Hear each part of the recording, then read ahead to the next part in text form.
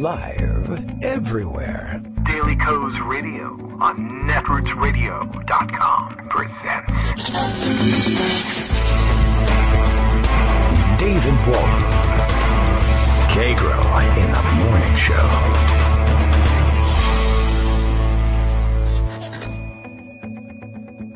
Now, here's David Waldman. Hey, good morning, everybody. How you doing? Hope all the buttons are pressed right now. We got a little bit of a late start, and, only a couple of seconds. You don't notice these things, perhaps, thankfully. They are a big deal to me. They make trouble for me later in the day. So a quick stop on the interlude music and a quick start on the intro music, and then a slight hiccup with the audio. But I think all the buttons are pressed now, and we are good to go. Greg Dworkin will not be here with us to test whether or not we are going to jump back into echo. For some reason, the buttons decided to reset themselves for the new year. Not yesterday, but today. They were late, too. Greg's got, I don't know if anybody really needs to know exactly what's going on, but there's some difficulty at home. As happens, septic troubles. Did you know he was on septic? That's a bad idea, if you can help it. Get on municipal sewage. Move into the suburbs. Of course, he's got a beautiful country-type home, and septic is the standard out there. That causes problems. I hope never to be stuck on something like that. But got to get it fixed before the big storm comes and buries everything. Big storm threatening the Northeast, or at least that's what I heard yesterday. It wasn't making for dire predictions in our area, but sounds like the Northeast could be in for it, and you want to get things squared away before the storm rolls in, because you know what a storm can do to those folks out in the nice countryside of Connecticut, and also, of course, Boston and I guess New York under the same threat. So fingers crossed for all of you to get to the store today and get your French toast supplies. As you know, that's the only thing that can help you survive a winter apocalypse. Bread, milk, and eggs, for whatever reason, the staple in all these things. And you could lose power and all of it would go bad. So I don't really know what the difference is, but, I guess the bread stays good. Anyway, on a roll this morning, and so far so good. We do expect to see Joan McCarter here. I don't know whether she's hooked up to the municipal sewage or not, but hopefully yes. If not, I hope regular maintenance has kept her septic system in working order. I am sure that there was regular maintenance undertaken at the Dworkin compound. We'll call it a compound. Dworkin-a-lago, as a matter of fact, we'll call it. And I'm sure everything went on the up and up there, but just sometimes these things happen. So we'll miss you, Greg, and hopefully catch up with you tomorrow if the storm isn't too bad. And wing it with Joan McCarter later on today, if all is going well. Armando has tweeted me already and wants me to look at Steve Bannon's, I guess, effort to distance himself from that which will likely send so many people to jail in the Trump-Russia, or we hope anyway, in the Trump-Russia investigation. We'll look into that and try and figure out just what the hell he thinks he's doing with that one and whether it's going to work. Maybe a nuclear war with North Korea today. Don't know. We'll look into that as well. Donald Trump doing pretty much exactly what everyone expected him to do as president, comparing the size of his nuclear button, whatever that means. I don't know whether he really thinks the button is larger itself than Kim Jong-un's, or whether he was speaking metaphorically of the size of the nuclear triad over which he has command, except, he doesn't know what it is, so who knows whether he is aware of what he's got at his disposal. Let's see. Oh, look. Jen Hayden, our own Scout Finch over at Daily Coast, tweeting someone else's rare sight of snow falling in Tallahassee, Florida, for the first time in 28 years. So congratulations to those of you in Tallahassee enjoying today's snowfall, I suppose, or perhaps panicking. I don't know which is which. You should be celebrating. It won't interrupt things, and I don't think you're going to need snow tires.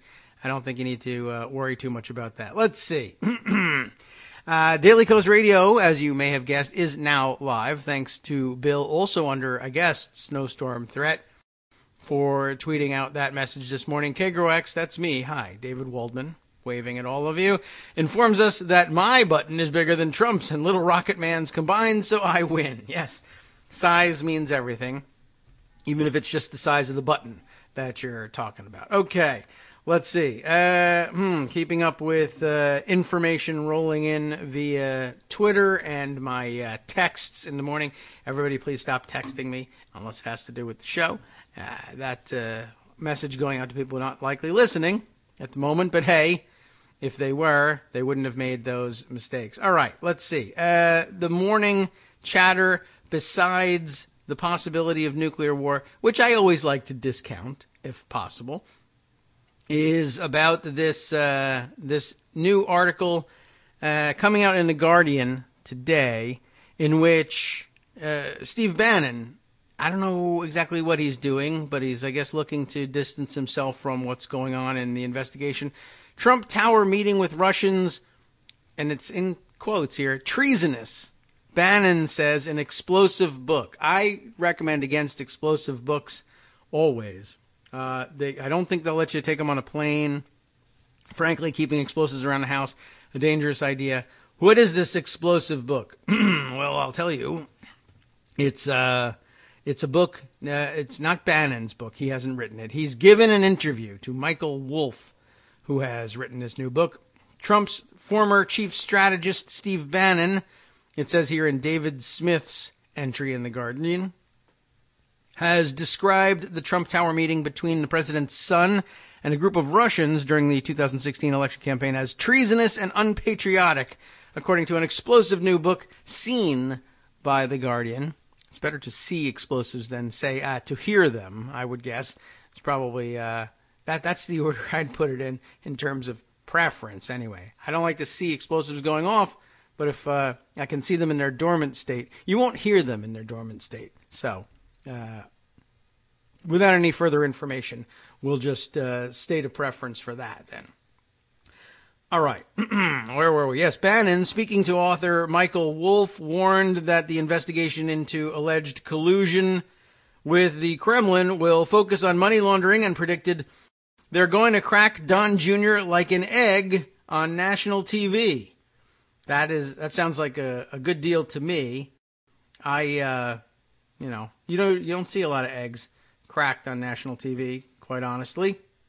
So this will be interesting all by itself. I guess the deal is that he knows, of course, he wasn't at that meeting. And I don't know whether July, was he on board in July of 2016, or did he only officially come on board in August of 2016? I don't remember my Steve Bannon chronology all that well. But he wasn't at the meeting, allegedly. So I guess he feels free to toss an anchor to Manafort and Don Jr., he likely doesn't like a whole lot. And Jared Kushner, we know that he's been pretty antagonistic with. Although there was that one period early on after the inauguration during which the reporting was that Jared Kushner spent very little time in his own White House office and instead tended to be seen hanging out in Steve Bannon's White House office. I don't know whether he was attempting to mend fences there, but the implication was that he was falling into the Bannon orbit and wouldn't be the independent, reasonable voice, along with Ivanka, moderating Donald Trump's behavior. You remember that take a long time ago? It was pretty stupid, and it never panned out as far as friendship between the two of them, but it didn't matter anyway as regards Jared's modification. That never existed, never came to fruition, and then he spent the next 6 months insisting that he was privately appalled by everything, along with Ivanka, but they never did anything about it. And remember also that they were going to review their status in Washington every 6 months or so, and they might decide to go back. Well, 2 Friedman units have passed, and no indication whatsoever, as far as I have seen, of any, even an inkling of returning to New York, where his business empire is in a shambles, and he'd likely just be facing money laundering charges all by himself. I think his best bet for avoiding investigation and legal troubles is staying in the White House, because they can falsely assert all sorts of executive privilege or, stonewall against investigation or fire the people investigating them, perhaps, as long as he's inside the White House. I think leaving the White House is probably a strategic legal mistake for Jared Kushner and not likely going to happen. So throw that whole 6-month reevaluation thing or every 6 months thing on the ash heap of history. Continuing, though, with the Guardian piece, Fire and Fury, it says, inside the Trump White House. I guess that's the name of the book. Fire and Fury, : it's a heavy book when there's a colon in the title. Fire and Fury inside the Trump White House. Reportedly, based on more than 200 interviews with the president, which is impossible to imagine putting in book form. His inner circle, I see. So one interview with the president and 199 with his inner circle and players in and around the administration is one of the most eagerly awaited political books of the year. In it, Wolf, who spells his name with 2 F's, in case you were scoring at home, lifts the lid with 1 D on a White House lurching from crisis to crisis amid internecine warfare, with even some of Trump's closest allies expressing contempt for him. Well, that's not surprising. We all have contempt for him. And, of course, even the hangers-on have a certain amount of contempt for him. They just want the gravy train to keep rolling. But if he was dead and it was rolling, I think they'd be perfectly happy. Bannon, who was chief executive of the Trump campaign in the final 3 months, then White House chief strategist for 7 months before returning to the right-wing Breitbart News, from which he never really left, although he lied and said that he did, is a central figure in the nasty, cutthroat drama, quoted extensively, often in salty language. I think my guess, if I have to offer one, is not only that he's trying to distance himself from all of this, but that he is, I think, trying to preserve this niche that he carved out for himself in politics and in his direction of Breitbart, pardon me, but perhaps more in the political sphere than whatever sphere you'd call the Breitbart venture.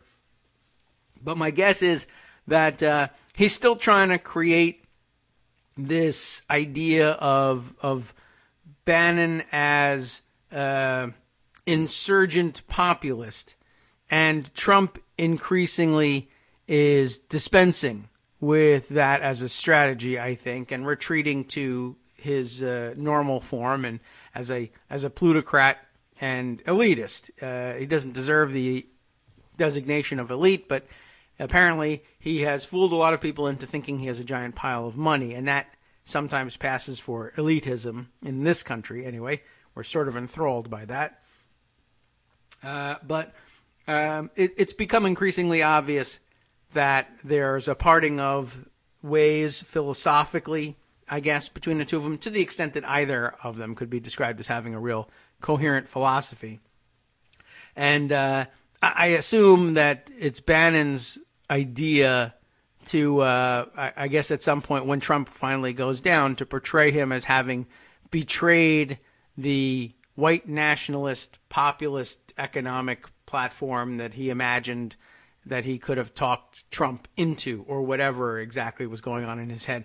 And he was never truly with us on this stuff. After all, he was unpatriotic and treasonous and more interested in winning at all costs and enthralled to Putin, whereas as white nationalists, he's putting the nationalism back in white nationalism, I guess you could say.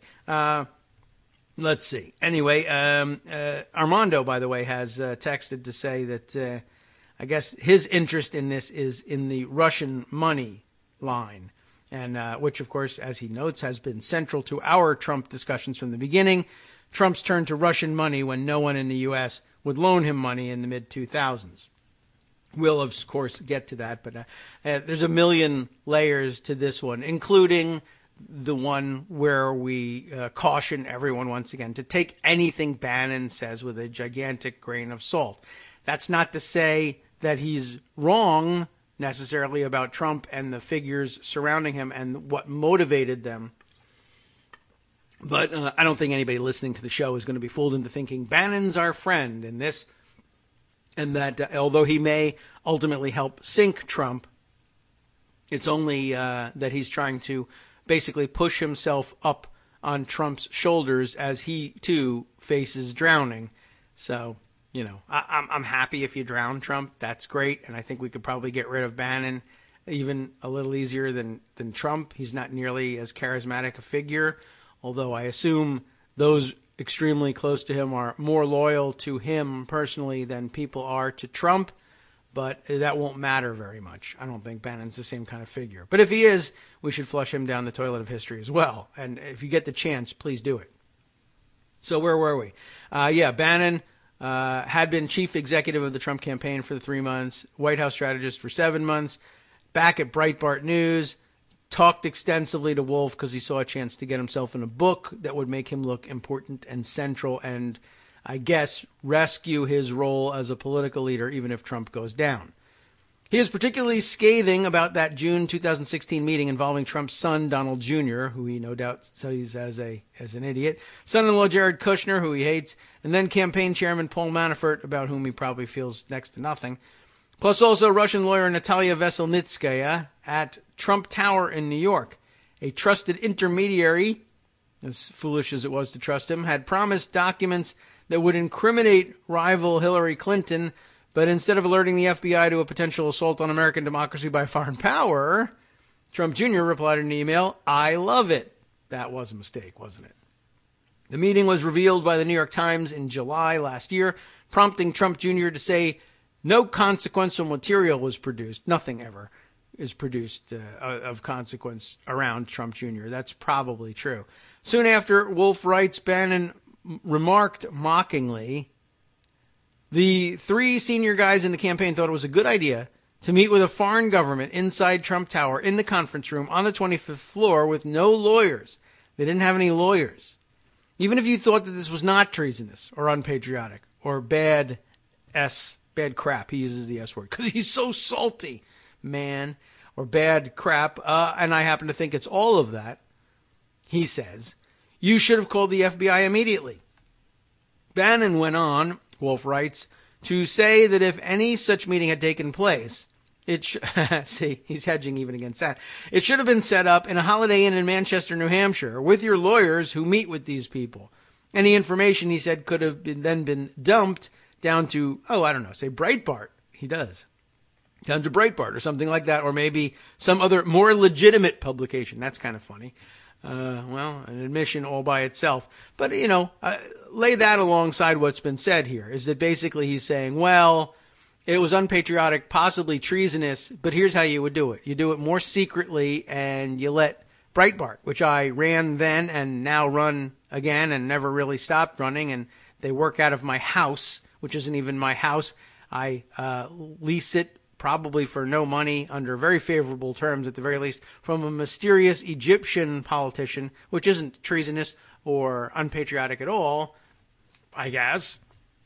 And I would have run that Oppo research for you, which, that was probably the plan, even in the Trump Tower meeting. So his big idea here is move it from Trump Tower to somewhere else, which admittedly, as the ideas surrounding this idiotic plot go, is one of the better ones that's been expressed. Best one, of course, don't have the meeting, call the FBI, but he never really says that. He doesn't say don't take the meeting. He just says call the FBI at the very least, or for God's sake, do it outside of Trump Tower. That does seem kind of dumb. And again, this I think plays in perhaps to the idea of distancing himself from the Trumps and the Trump family in particular, as never having really been in sync with our populist white nationalist message. He's just a regular old bigot who had a lot of money, and the money and his celebrity gave us the platform to try out white nationalism on a national level, and it worked out okay for us, and so we're happy about that. Now we'd like to take our white nationalism and leave because Trump's kids are morons, and Trump himself is actually kind of stupid too, and he can't be a populist because he's just too obsessed with money and too obsessed with living a rich, a-hole's lifestyle, and he's just not, eventually people are going to notice this. I don't know why that wasn't immediately obvious, but he was happy riding that gravy train, and now he's off of it. So he's admitting that there's no chance that Donald Trump has a populist bone in his body. And if it is in there somewhere, it's under a lot of padding, let's say, and it will be very difficult to find. Although he has his physical coming up next week. We'll see what, if anything, a real doctor has to say about this. He may yet cancel or find some excuse not to go or order the doctor to lie. I don't know. Anyway, I do think that he's basically just trying to put some daylight between the two of them because he thinks, maybe it's now occurring to him. They probably thought that having the meeting in Trump Tower was a good idea because they control Trump Tower. They don't realize, of course, that there's an outside world and people track who goes in and out of the building. It's not just like some magical portal through which, after someone enters Trump Tower, we control time itself. Now, we know who goes to Trump Tower, and you are already under surveillance because you are already deemed treasonous folks anyway, or at least dangerously close to it. The FBI was watching you for reasons unrelated to this stuff, and they had your number. And you probably should have had that meeting elsewhere. But again, nothing ever goes wrong for Trump or the Trump kids that they can't buy their way out of. That's not particularly populist. Maybe that has something to do with this. All right. Bannon also added, by the way, you never see it, I guess, about this meeting. If you have the meeting in Holiday Inn in Manchester, he says you never see it, you never know it because you don't need to. But that's the brain trust that they had. That's the brain trust that told them this is how we'll handle this highly sensitive meeting. Don't do anything to hide because, well, I don't know. They were doing everything they could think of to hide, and having the meeting in Trump Tower is the most secure thing they can think of. They're just not very smart. Special counsel Robert Mueller, appointed last May, is following Trump's dismissal, I guess, of FBI Director James Comey to investigate Russian meddling in the 2016 election. Thank you very much, Guardian, for telling us that one. This has led to the indictments of 4 members of Trump's inner circle, including Manafort and former National Security Advisor Michael Flynn. Manafort has pleaded not guilty to money laundering charges. Flynn guilty to lying to the FBI. In recent weeks, Bannon's Breitbart News and other conservative outlets have accused Mueller's team of bias against the president. But what? Now we're supposed to believe that he thinks they're on the right track? I don't know. Trump predicted in an interview with the New York Times last week that the special counsel was, quote, going to be fair, though he also said the investigation makes the country look very bad for having elected you. I'll help you on that one. The president and his allies deny any collusion with Russia, yada, yada, and the Kremlin has denied interfering, so there you have it. Bannon has criticized Trump's decision to fire Comey. In Wolf's book, obtained by The Guardian ahead of publication from a bookseller in New England, traitor, he suggests the White House hopes for a quick end to the Mueller investigation are gravely misplaced. You realize where this is going, he is quoted as saying. This is all about money laundering. Mueller chose senior prosecutor Andrew Weissman first as his first selection, I guess, in the draft, and he's a money laundering guy. Their path to effing Trump goes right through Paul Manafort, Don Jr., and Jared Kushner. It's as plain as a hair on your face. A hair on your face? It's as plain as a hair on your unkempt, unshaven, slovenly face. A hair on your face? Nose, typically, is where people go with that one. But okay, path to effing Trump. Now, I don't know whether that's like effing Trump. The path to him is right through Kushner. Or the path to effing Trump, like, that's the verb that we're talking about here. If you want to F Trump, the path goes through Paul Manafort, Don Jr., and Jared Kushner. I don't know. Could mean both. But he's just so salty. Last month, it was reported that federal prosecutors had subpoenaed records from Deutsche Bank, the German financial institution, remember this, that has lent hundreds of millions of dollars to the Kushner property empire, as well as the Trump property empire. Why isn't that coming up? Bannon continues, it goes through Deutsche Bank and all the Kushner S. The Kushner S is greasy. They're going to go right through that. They're going to roll through those two guys and say, play me or trade me. Okay. I get you. Scorning apparent White House insouciance, Bannon reaches for a hurricane metaphor. They're sitting on a beach trying to stop a Category 5. He's got the lingo. Boy, oh boy. He insists that he knows no Russians, will not be a witness, will not hire a lawyer, and will not appear on national television answering questions. We'll see. Fire and Fury will be published next week. Wolf is a prominent media critic and columnist who has written for The Guardian and is a biographer of Rupert Murdoch. Previously conducted interviews for The Hollywood Reporter with Trump in June 2016, critical date, and Bannon a few months later. So, if there's no post-election interviews with Trump, maybe the insight is better then. Who knows? He told The Guardian in November that to research the book, he showed up at the White House with no agenda, but wanting to find out what the insiders were really thinking and feeling. He enjoyed extraordinary access to Trump and senior officials and advisors, he said, sometimes at critical moments of the fledgling presidency. So I guess there were some post-inauguration time there. The rancor between Bannon and Javanka, Kushner and his wife Ivanka Trump, is a recurring theme in the book. No surprise there, I'm sure.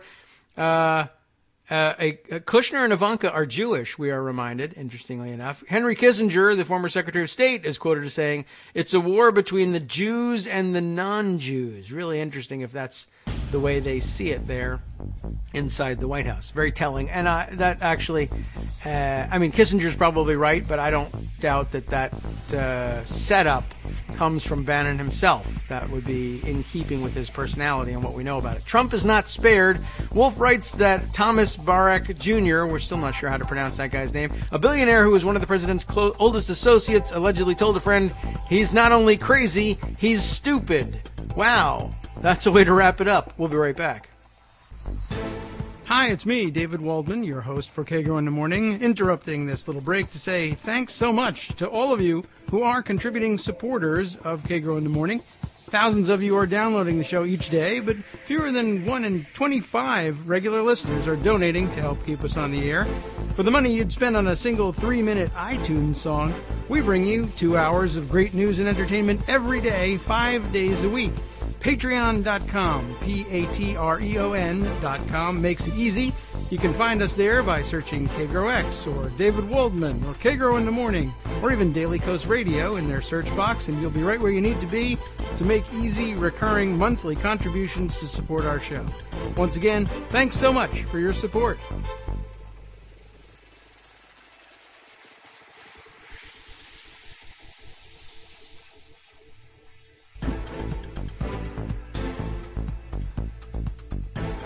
Welcome back now to the Kagro in the Morning Show here on Netroots Radio. A little extra few seconds in the break to try and even things out for later ease of editing into the podcast. I do think I do keep these things in mind sometimes as we're working. Burning up the wires on Twitter right now. The White House Correspondents Association has listed pluses and minuses of the White House approach toward media in 2017, and apparently it's caught some folks, if not by surprise, then they're surprised that they're having to spend their day on this waste of time. Here's what we've got. Media critics, of course, having a field day with this one. Positive notes from the year now behind us. Positive notes from the White House Correspondents Association with regard to White House approach toward media. On the positive side, under Press Secretary Sarah Sanders, how could that be on the positive side?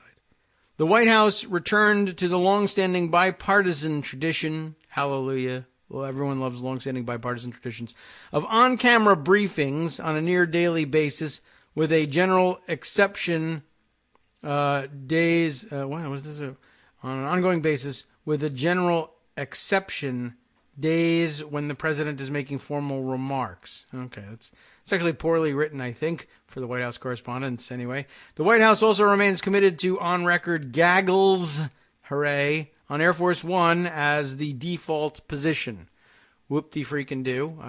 Okay, so one of the positive notes, they are now doing what every other White House before them has done. In other words, minimum basic skills proficiency. You get to go on to the next grade. That's terrific. But it is a good point. they began 2017 under Sean Spicer with, remember that there was a period there that they wouldn't allow cameras in the briefings, and the briefings weren't necessarily daily at that, but they insisted on having the cameras off. That was awfully stupid. How bad were the optics there? They, of course, eliminated optics as a tool for the media, and so, well, that just set them over the edge. No video? We can't possibly report accurately. I mean, it was a good objection to make. There should be cameras in there. Just whatever. Okay. That's not that positive. What else have they got? We have found Sarah and her team, oh boy, to be accessible to individual reporters who want to connect in person beyond the daily briefings, and committed to regular monthly meetings with the White House Correspondents Association board, in which we bring members feedback. All right. So again, minimum basic stuff. I don't know how cooperative other press secretaries have been with Correspondents Associations, board meetings, etc. She's accessible in the sense that she will say words to you, or her team will answer your words with other words. But,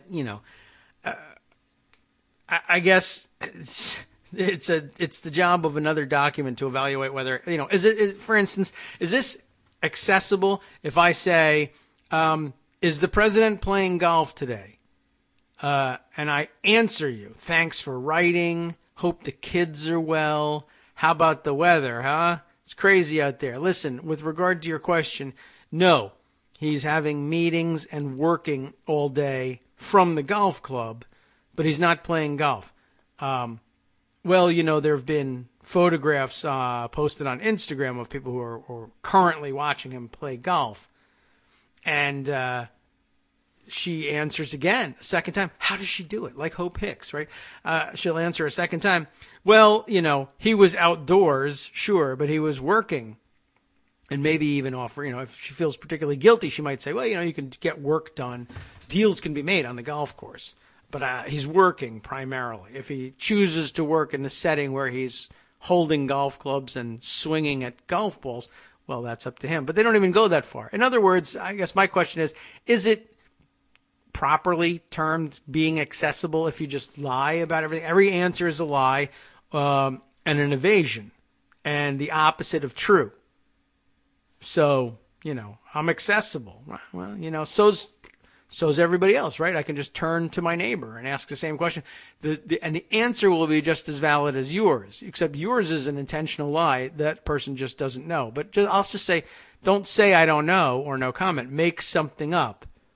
That would be just as valuable as what I get from Sarah Sanders. So why not? All right, whatever. She's accessible. She answers emails and phone calls. How does she do it? What else have we got here? One more positive note. The president's openness to daily or near daily engagement through questions at many pool sprays at the Oval Office, Cabinet Room, and other venues has given the press corps regular, if sometimes rushed, access to him. His openness to taking shouted questions at open press Marine One departures from the South Lawn is welcomed by the press corps, though this format has created coverage challenges in the absence of a podium setup. The WHCA is working with the administration to look for a solution that addresses concerns. Specifically about shouted questions or Marine One departures or other concerns. All right, so there you go. He when people shout questions to him, he says, believe me, no, yes, my button's the biggest, whatever. Okay. I mean, I guess that's a positive. They're looking for something. And, they got to have both sides, for God's sake. They can't just say, here's our problems.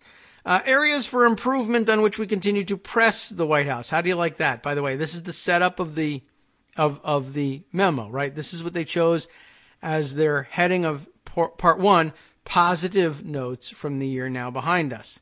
Now, what would be the flip side of the positive, right? The tweet that I see being shared with the screenshot of this document is from Eric Wemple, who's a Washington Post media reporter. And what I find interesting, he set up this this memo with the tweet that said, identified what it is. It's the White House Correspondents Association lists of pluses and minuses of White House approach towards media. So the pluses would be represented by that section headed positive notes from the year now behind us.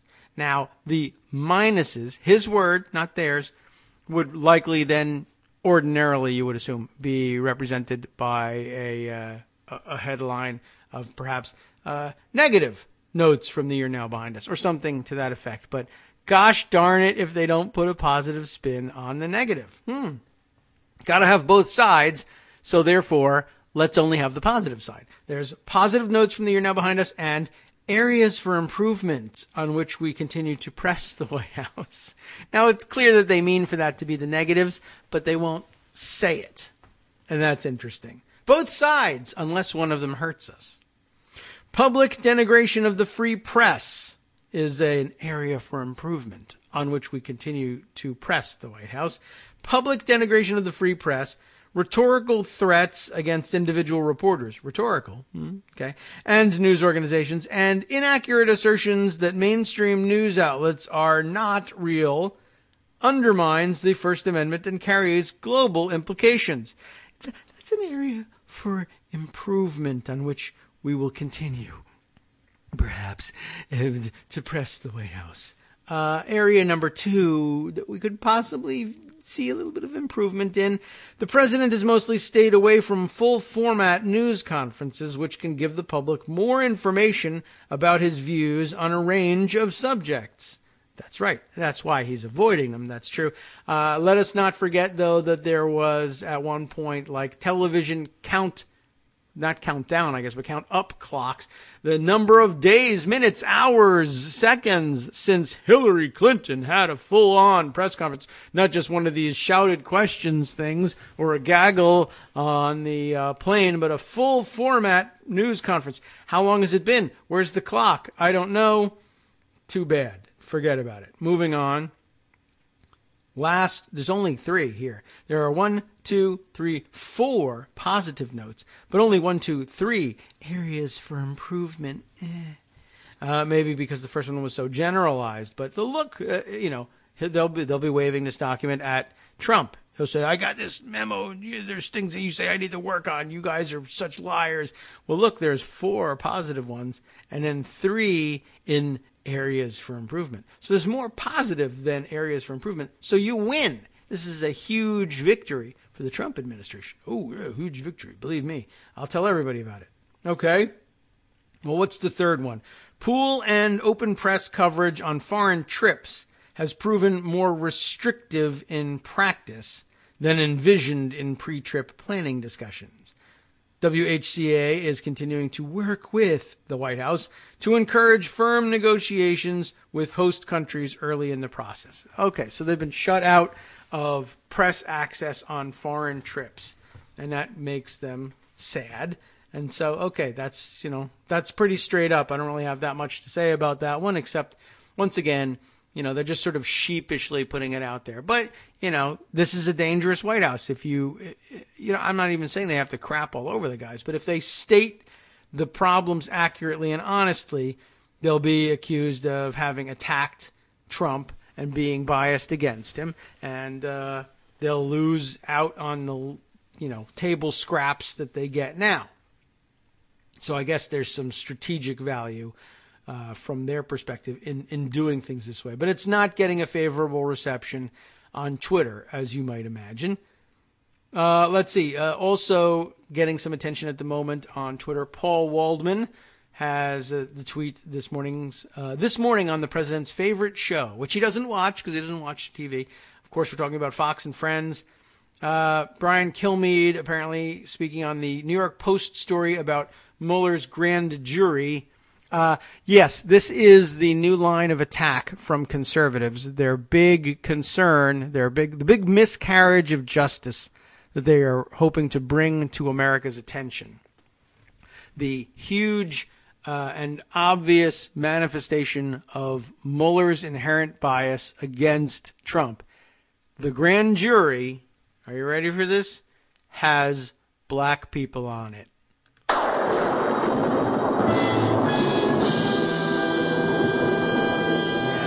evil is afoot, ladies and gentlemen. The panels having been organized in Washington, D.C., and I think, is he using any in the Alexandria suburbs, or is he impaneling all his grand juries in Washington, D.C.? Washington, D.C. has a fairly sizable black population. There will be black people on a grand jury, and they're just like unashamedly broadcasting on Fox and Friends that it's obvious, A, that black people can't be fair to the president or anyone else. B, their presence is obvious evidence of conspiracy to foment that bias inside the grand jury. And C, oh my God, black people. So there we go. I guess that's all that they need to say on Fox and Friends. The Fox and Friends grand jury, by the way, has no black people on it. Isn't that interesting? It would be, it's not a very grand anything over at Fox, but Fox and Friends, they have no black friends on Fox and Friends. Kilmeade says, let's see, they have black people, quote, so it's not even, it says, emblematic of something that might be perhaps demographically pursuing justice. I don't even know what that's supposed to mean. Maybe I can tweet through to, Paul Waldman is using the tweet of Aaron Rupar, a writer at Think Progress, who has included, I guess, a video clip from the show here. I don't think I'm going to play through it. That would just be too gratuitous. But, not really sure what those words mean, but Kilmeade seems to have concerns. 3 white people are there discussing the horrible tragedy that is including black people in the grand jury process. The chyron on the screen, of course, reads, Dems in disarray over messaging, ? And Brian Kilmeade is talking to what looks to be perhaps a 10th grade child wearing a tie, and a woman who is unidentified to me and unidentifiable as far as I'm concerned. I don't know who they are, but I mean, should I listen to Brian Kilmeade's words? How about that? It's not even emblematic of something that might be perhaps demographically pursuing justice. And I guess that's supposed to mean that a jury of Trump's peers would be white. I guess. I don't really know what he thinks is going on here. But basically, I did see some of the writing over the weekend and the alarmism from the Fox and Friends corner and those like it. But their approach seems to be, we could probably convince America that the grand jury and Robert Mueller are biased against Trump by pointing out that he totally intentionally stacked the grand jury full of, there's not even any white people on it.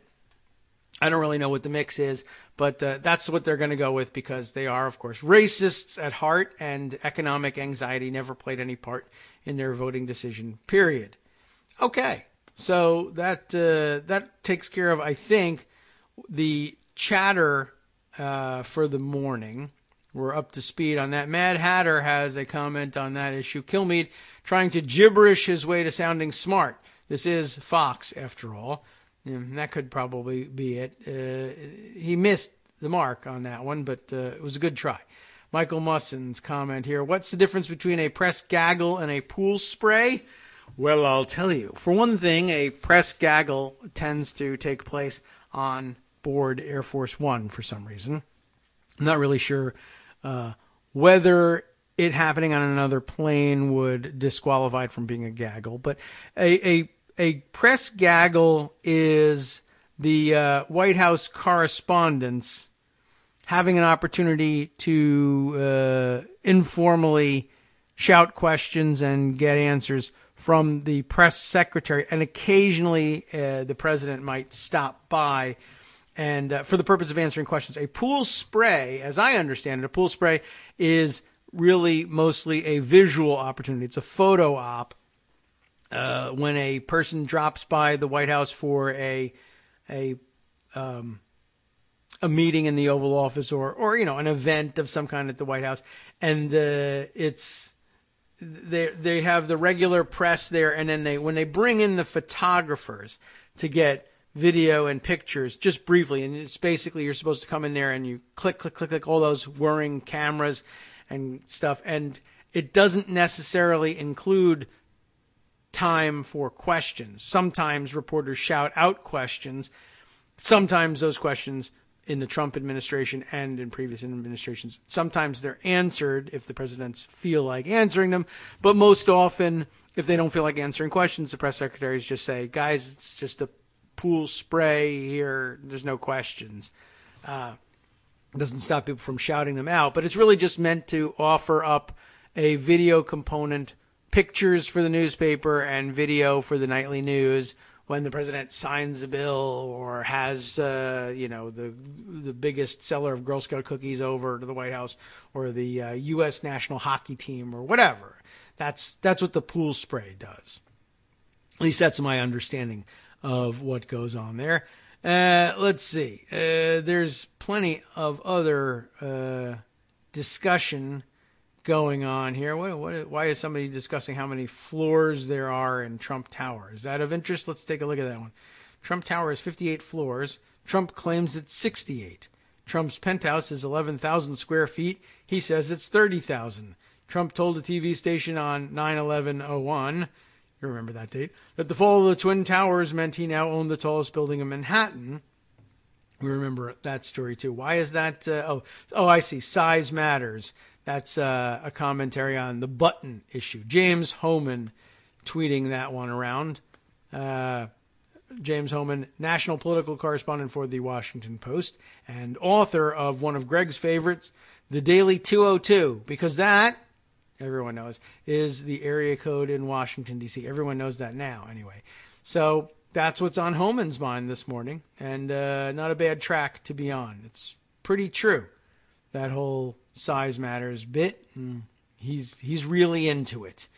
Okay, let's see. Other items up for discussion this morning. Let's see. What's in pocket? What should we? What can we pull out for discussion today? This is interesting. Ryan Zinke turns out to be a horribly corrupt person. Remember all that time ago, every time his name comes up, we were all thinking, he's a good call for ending up being the least corrupt. But we thought that was because there's so little you can really do that's worth a great deal of money over at Interior. Although, wasn't the Department of the Interior responsible for Teapot Dome? And James Watt was famously corrupt from, wasn't he Department of the Interior?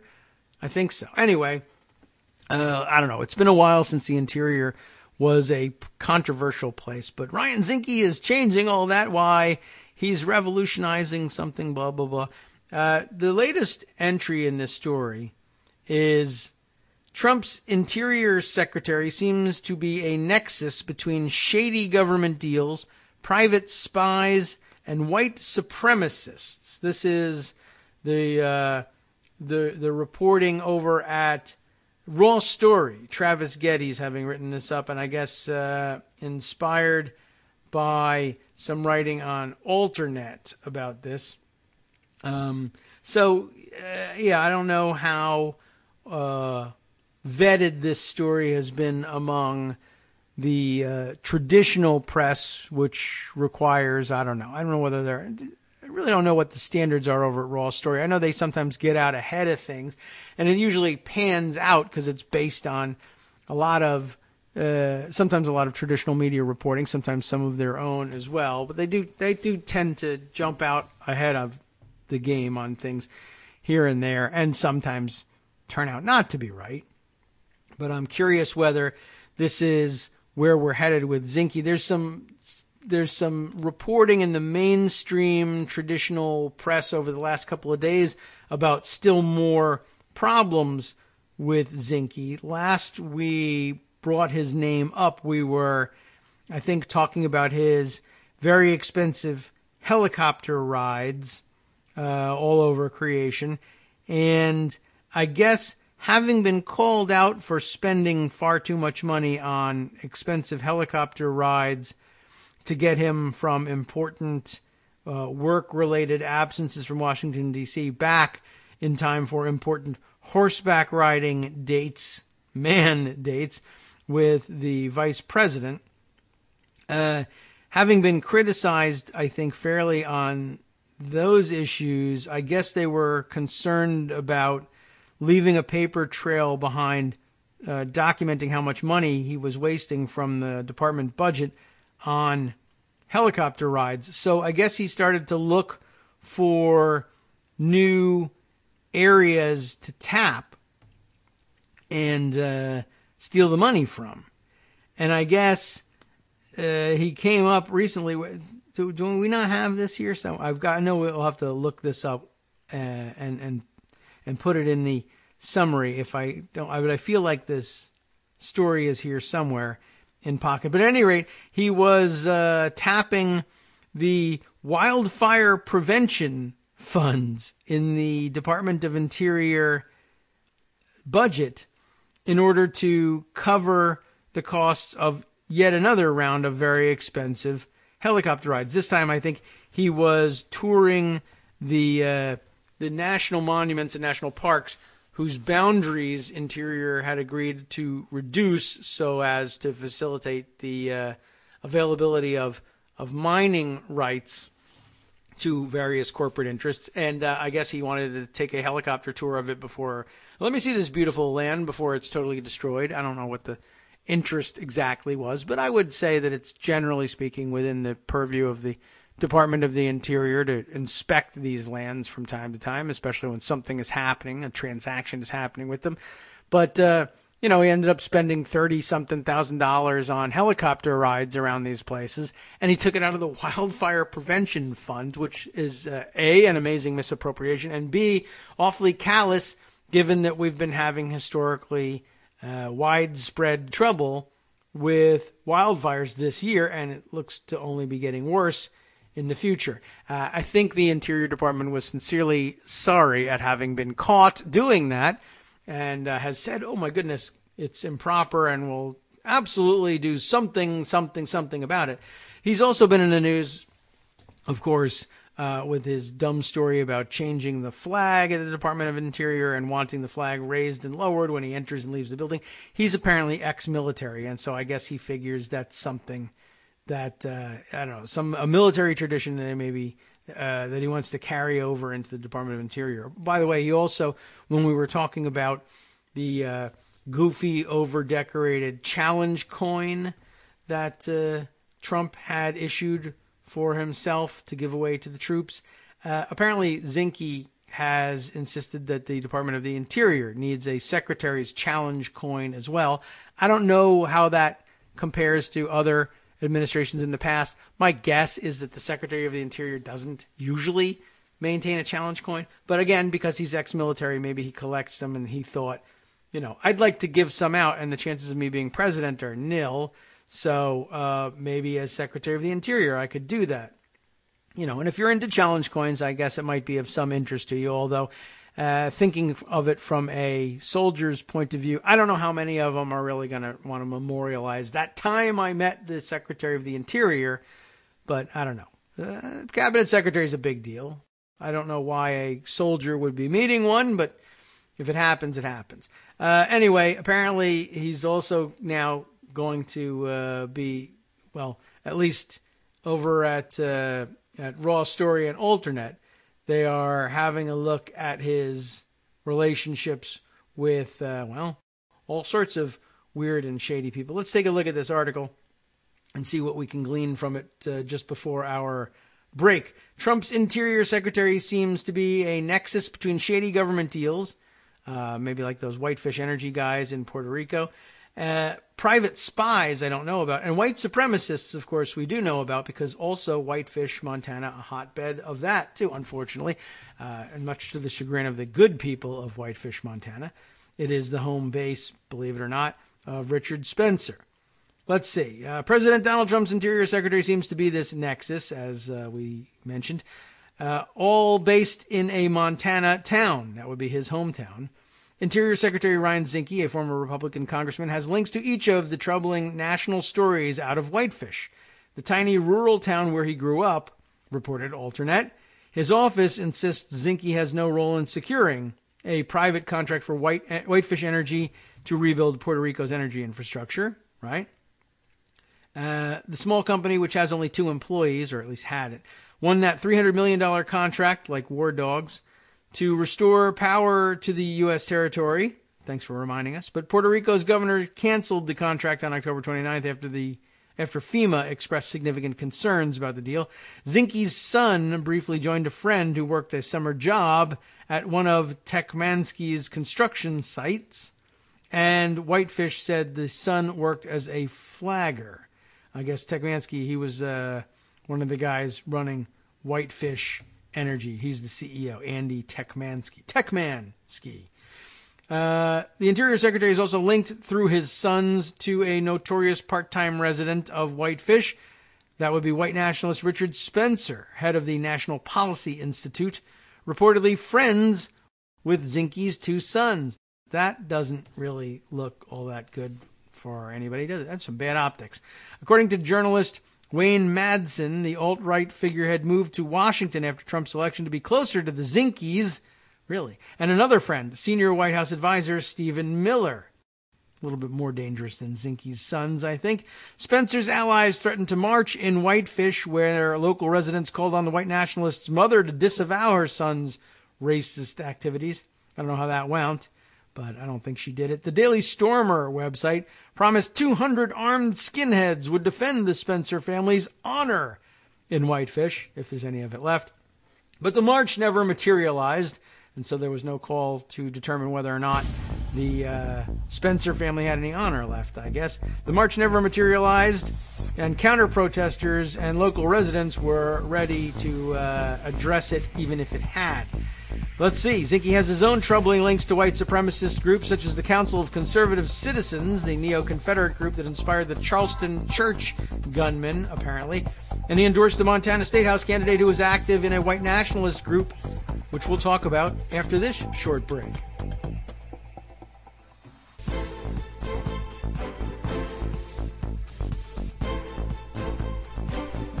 Welcome back now to the Kagro in the Morning Show here on Netroots Radio, into our second hour here on... did I even remember to announce the date today? I usually remember to do that at the beginning of the show, just to let everybody know that they're not listening to a rerun. Well, hopefully you've figured it out by now and realized that it's January 3rd, 2018. For some reason, I skipped that part, I guess, talking about all the various button-pressing problems that we had in the morning. But I gather that you all either knew the date or didn't mind not knowing at the time. Not much left to the Raw Story article, but let's find out about those troubling links to white supremacist groups that Ryan Zinke has more directly. Earlier, we mentioned the Council of Conservative Citizens and his endorsement of a Montana State House candidate who was active in a white nationalist group as a student at Liberty University, of all places, and has extensive ties to European right-wing extremists. The Interior Secretary is also linked to one of the key figures pushing Trump to build a private network of spies to bypass U.S. intelligence services. The Whitefish-based Amnitor Group submitted the proposal, which is being promoted by Eric Prince, the brother of Education Secretary Betsy DeVos, of course, and, like Zinke, a former Navy SEAL. BuzzFeed reports there's no known relationship between Amnitor, it's Amnitor, maybe? Amyntor. Amnitor. No known relationship between Amnitor and Whitefish Energy, although both companies are based in the rural town of 6,500. That is awfully coincidental, let's say, that Whitefish, Montana would have so much activity going on at this level. Whatever. It might be coincidence that Richard Spencer ends up there. But it's odd that, say, the $300 million contract for restoring energy in Puerto Rico would go to Whitefish Energy. By itself, it's an odd thing. And also that the contractor proposing the private spies network, and I recall that being brought up. I don't know whether we discussed it at length on the show or not. It is a linked article here to the previous reporting on this. Also, by the way, I guess all of this stuff is linked, but they don't come straight out and say like which white supremacists Zinke is actually connected to. There's a link to the endorsement, so we can find out the name of this person that he endorsed for the State House. It's well, let's just take a glance here. Is that right? Taylor Rose? Is that real? Is that a real name? It sounds like a porn star. Taylor Rose, the former vice president of the white nationalist Youth for Western Civilization campus group, spent significant time as a college student in Europe, where he made contacts with far-right and anti-Muslim groups before returning to the U.S. and working as a staff reporter for the right-wing WorldNet Daily. Yeah, I can see, okay, where that would be coming from. So that's Taylor Rose for you, and I guess he's running for a seat in the Montana State House and got the endorsement, curiously enough, of Ryan Zinke.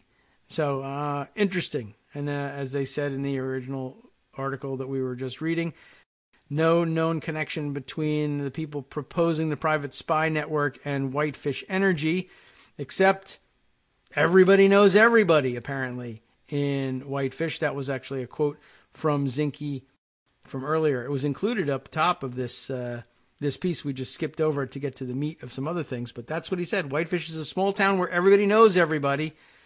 That's how it happens that he knows the guys at Whitefish Energy. And I guess that can only mean he knows the guys at Amantur as well, and that the Amantur private spies guys know the Whitefish Energy guys as well, plus also the racist white nationalist dude running for Montana state legislature as well. And, well, I guess it all works out in the end. Everybody knows everybody, unless, of course, one of them gets indicted, in which case nobody knows anybody. It's a big mystery who all these people are in this town of 6,500. All right. Well, that brings us up to date on the burgeoning scandals around Ryan Zinke, though maybe perhaps I can take a look for an article about Zinke and the latest helicopter costs so that I can get the numbers right. I'll see if my recollection of some $30-something thousand was correct. Oh, well, this brings me to this interesting roundup from High Country News, Reckoning with History, Interior's Legacy of Bad Behavior. So I guess that answers my questions about whether or not the Interior Department is a good base from which to launch your corrupt enterprises. We'll see. Adam Sowards writes this piece. Ryan Zinke isn't the first Interior Secretary to attract controversy. That much we know. But let's see if there's some other names here just to fill in the historical record. Historians have dubbed it the Department of Everything Else, a genuinely apt metaphor for the U.S. Department of the Interior. Not only does it draw together the diverse portfolios of the National Park Service, the bureaus of Indian Affairs, Land Management, and Reclamation, and all sorts of mineral programs, Interior has been a hodgepodge of controversy throughout its long history. The current Interior Secretary, Ryan Zinke, is caught in a whirlwind of ethical questions. He's being investigated over questionable expenditures from private helicopter jaunts to commemorative coins bearing his name, and he is facing broad criticism for an opaque and apparently one-sided review of national monuments. But how far from the norm is Zinke's behavior? Not far, in fact, as the history of the department shows. The relationship between the department and the West goes back to 1849 when Interior joined the federal apparatus as a cabinet-level department to administer land, tribes, and more. The West's value rested in its real estate, and Interior's involvement in the business of land encouraged rampant fraud. The department disposed of the United States' conquered land through the General Land Office. That's a good, honest way of putting it, the conquered land, which would later merge with the U.S. Grazing Service to become the Bureau of Land Management, leading to the Bundy standoff eventually, I guess, a long time hence, and reduced native land holdings by 2/3, the department did, with the Dawes Act of 1887. Interior's bureaucrats accepted bribes, enforced few regulations, and withheld cash and supplies from tribal nations. As the 19th century wound down, Sarah Winnemucca, a northern, it's a Indian tribe whose pronunciation I'm not familiar with, P-A-I-U-T-E, Paiute. I'm hoping I'm close. You'll have to tell me. This is not run into this one. A writer and activist railed against the corrupt Bureau of Indian Affairs, not surprisingly. Reservation conditions would not improve, she wrote, if you in the department keep on sending such agents as have been sent to us year after year who do nothing but fill their pockets and the pockets of their wives and sisters. Sounds familiar. By the early 20th century, the Federal Conservation Program emerged with new agencies and laws designed to manage resources with greater care and professionalism and less waste and fraud. Yet Interior Secretary Albert B. Fall continued the department's pernicious tendency for self-aggrandizement. The senator from New Mexico, with experience in mining and agriculture, Fall became secretary in 1921, part of the decade's dominant Republican ascendancy. Appointed by President Warren G. Harding, to whom he was a loyal friend, a quality certain presidents find more important than competence or experience. Certain presidents. Fall detested conservation, favored full resources development, undermined tribal sovereignty, and aimed to consolidate power under him. Fall leased out the national coal and petroleum reserves at Wyoming's Teapot Dome. See, I knew I had that part right. And 2 sites in California to Mammoth Oil Company and Pan American Petroleum Company in deals that emerged from secrecy and non-competitive bidding, a shady practice all too characteristic in a scandal-prone administration. The gifts and loans he received from oil executives amounted to more than $6.5 million in today's money. Fall came under investigation and resigned his position in 1923, convicted of a felony in 1929, and became the first U.S. cabinet official to be imprisoned in 1931. So it's been a while. Maybe Trump can break through. For Westerners and environmentalists of the late 20th century, James Watt was the bugbear against whom all other Interior Secretaries, including Zinke, will be measured. A true believer who once characterized his work at Interior as a crusade, Watt represented multiple prongs of then-President Ronald Reagan's new brand of conservatism, anti-government, pro-industry, and evangelical. Watt's conservative bona fides aligned him with the emerging Sagebrush Rebellion, which aimed its ire at a federal government, at federal environmental regulation. That association that made Watt a prominent lightning rod for the Reagan administration's contempt for environmental protection. Like Fall, Watt envisioned Interior primarily as a developer of mineral and energy resources, and he sought to limit wilderness and recreation. In 1982, Watt proposed selling federal lands directly to citizens, an idea incompatible with existing legislation. Watt's greatest legacy, though, was to galvanize American environmentalists. Both the Wilderness Society and the Sierra Club roughly doubled in members during this Sagebrush Rebellion, and that lovely music in the background means Joan McCarter about to join us, well, I guess we've done it. I've pressed the buttons correctly. Joan, good morning. How you doing? I seem to be here, yes. Yes, okay, excellent. Everything in good condition where you are? Greg tells me his septic is fixed. That's good news. Oh, that is good news. Oh, man, there is nothing worse. I can think of few things worse than that. But okay. And yes, I am on municipal septic. Excellent. But I have 113-year-old clay pipes. So. Oh, okay. Well, good luck with those. They're holding up good, though, huh?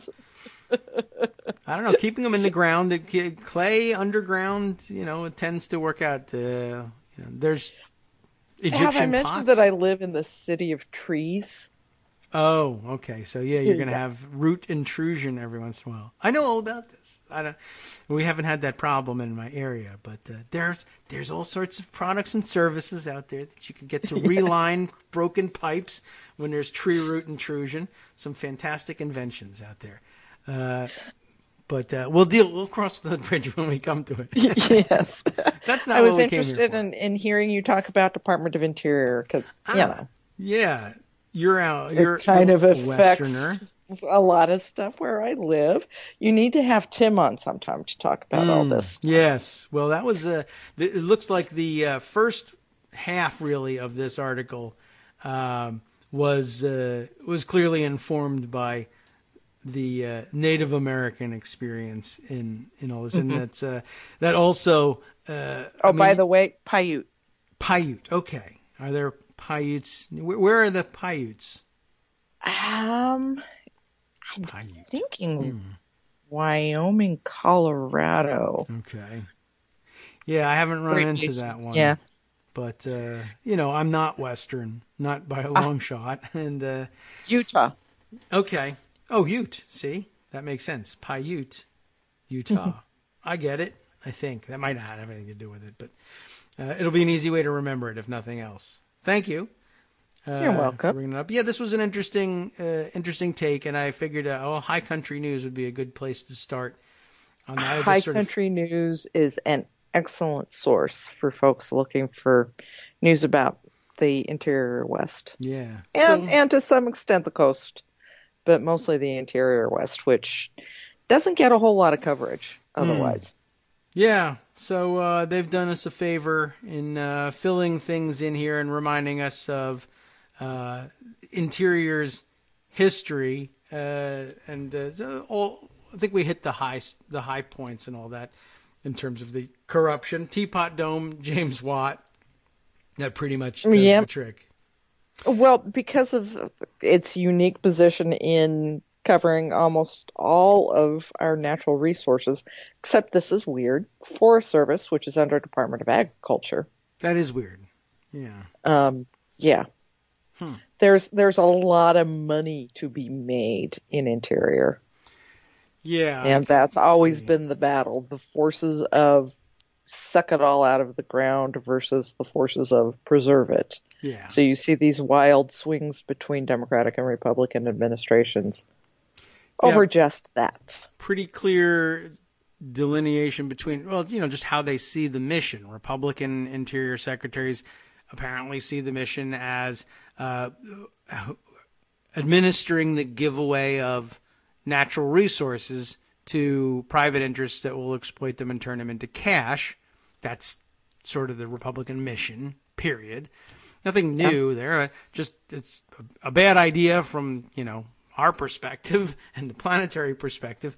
It's just that's what they think. And Democrats, I guess, chiefly see it as I'm in charge of the Park Service and we want to maintain public lands. There's and make sure that people who graze their cattle on public lands pay their bills. And the chief aim there is proper and professional administration of federal resources, as opposed to let's give away as much of it as we can or sell it or see how much kickback we can get from leasing it to people who will exploit it. And not surprisingly, I guess we forget, having just lived under the Obama administration, which was pretty well free of scandal. It really wasn't going to be the kind of administration that resulted in scandal reaching down to the Interior Department. But I guess it moves to the top of the list under Republicans because they look to cash in on it. Yeah, there's a lot of money to be made there. All right. And it really does. It's an interesting thing to talk about. You really should devote a show to this with Tim, because it has such an impact on people's lives in the West. It's one of the reasons why you see huge companies like Patagonia and REI fighting back against the Trump administration, because recreation and outdoor stuff is such a huge part of the economy in these states. Yeah. Up there, in fact, with resource extraction. And these things are in direct conflict with each other. If you are closing off BLM lands in order to have drilling on them, then people who have hunted on them forever don't get to go there. Hikers don't get to go there. The streams aren't open for fishermen. So it's a big issue out here.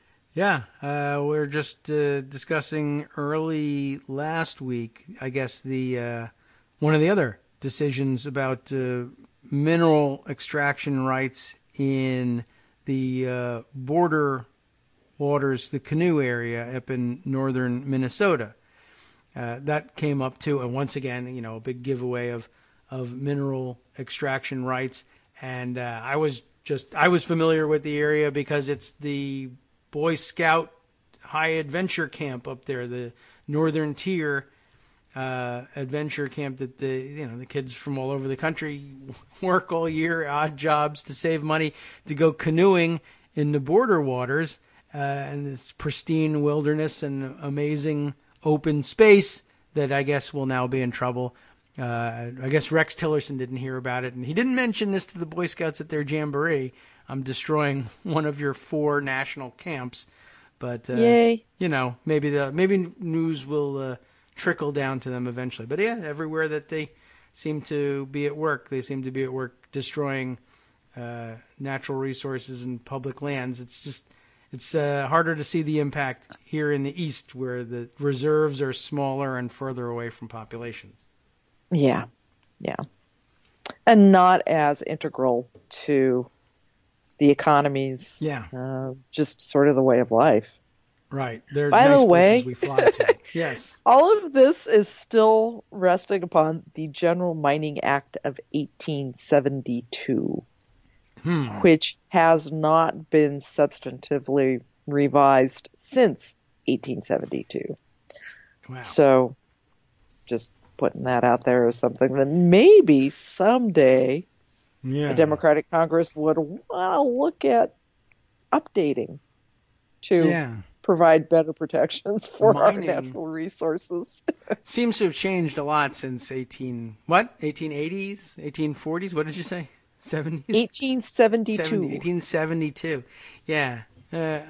Very different operations then. And I'm sure remote and relatively unobtrusive. You dig a hole and go underground, as opposed to tearing the tops off of a mountain and scooping the insides out, and then leaving the tailings to leach into the river. The scale has changed quite a bit. But that has also been an issue with mineral mines out here. Mm-hmm.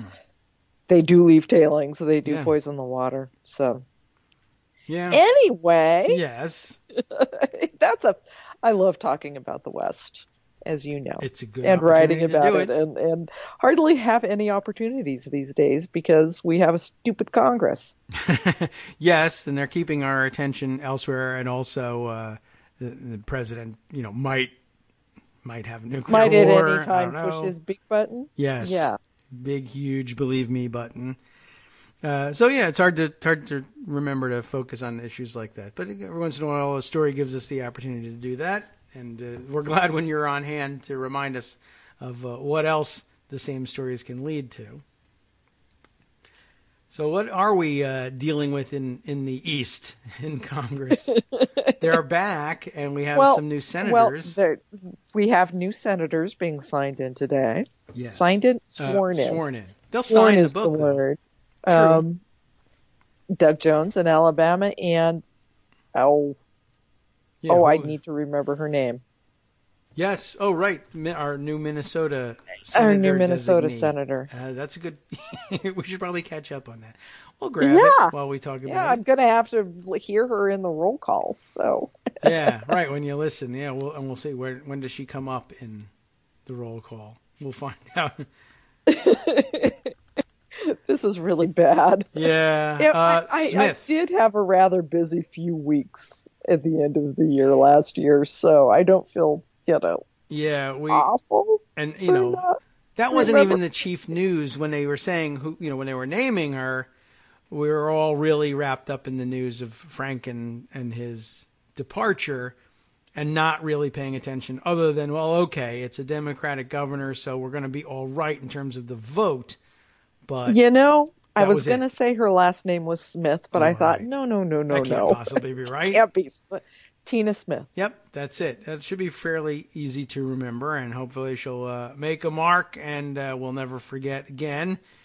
But yeah, Yes. we were wrapped up in the Franken aspect of that. So that's my excuse anyway. Yeah, Tina Smith, and I understand this brings us to an all-time high of 22 women senators. I think I saw that number flash by, so that's an improvement. Huzzah. It is an improvement. It's It's That's not great. good. They'll get a bathroom, maybe. That would be good. And just Senate trivia. She's going in with seniority to Doug Jones, despite the fact that she's a special appointee as opposed to an elected senator, because they divert to population when two senators come in on the same day. Interesting. That's a good note. I like that process note.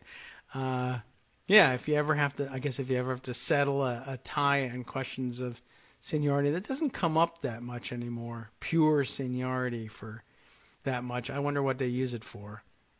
But, well, interesting to note. Population. So they do pay attention to that. How come they don't pay attention to that when we total up the population represented by the so-called majority in the Republican Senate? That would be a good time to add up the numbers. Wouldn't it? Yeah. Since we, tend to represent something like 70% of the population, 70+% of the population, but, and continue to win the actual popular vote when you count by millions. Yeah, I mean, that's another issue. Both House and Senate. Again, more votes by far, by millions, cast for Democrats, and yet somehow ending up in the minority in both houses. And the White House. Yeah. Oh, right. Yes, there too. All right. It just depends how you slice it. That's all. Well, all right. Good luck to Tina Smith then and Doug Jones, who will be both sworn and signed today, by the way. They'll take the oath, and then they'll sign the oath book. So That's do true. both. They also sign. And, so swearing in, as it turns out, once again, being sworn into the Senate, a very important part of your service. People don't believe that for whatever reason. No, they're automatically in. Doesn't matter whether they take the oath or not. Yes, it does. It does. You've got to take that oath. Yep. Now, whether or not you mean it when you're saying it. Oh, yeah, right. Well, who can tell? Nothing. And we're coming up on a break, aren't we? I don't want to start the shutdown talk. Okay. Oh, you could. Well, we could just have it shut down. And be cut off by music. Oh. So. Well, we're about 2 minutes or so from our music. But, okay. Well, then I can say, guess what? What? There's another shutdown possibility You're kidding. In 13 days. Okay. That's what we gave ourselves? 16 days. 13 or so work days. Oh, that's not too bad. January 19th. That's how long Congress gave themselves in their deal that they decided on before Christmas. Mm-hmm. Because, of course, they knew that they could come back and figure this out in 3 weeks. Yeah. Except, of course, after they went on vacation, the House decided, you know what? Let's take another week. Oh, is the House not back yet? The House is not back yet, just the Senate. House comes back next week. Well, they very frequently are just forced to take whatever the Senate hands them. So maybe they said, let's take a vacation. That's possible. And as things go and have gone recently, 3 weeks is probably plenty of time for serious people to hammer something out. But, of course, these guys will just say, we've got 3 weeks. Let's do 2.5 weeks of nominations, then complain how long that takes and try to change the rules and leave ourselves 3 days to keep the government open and kick the can down the road again. Exactly. So, Which is what's probably going to happen. They're not going to get a budget deal in the next 16 days. So we're going to see another continuing resolution that'll probably end up expiring just before President's Day, because that's the next time they have a long recess. Mm-hmm. And they like to time these things to their recesses. That's true. And so, well, okay, that's a pretty good prediction then of how things are likely to go. And meanwhile, we have CHIP, community health centers, and the DREAM Act that kind of need to be dealt with kind of immediately. And the 3 weeks running up to the next shutdown threat, I mean, that's that would be enough time to pick up one or two of those things and work it out and make some progress, I think, towards a third. But I don't know. I don't know what's on the schedule for the floor, but I don't think DACA or CHIP are... Well, maybe CHIP might be close enough to try, but DACA, I think, CHIP is close enough to try. Okay. Well, we can perhaps pick up on that theme after our short break here and continue on from there. We'll be right back.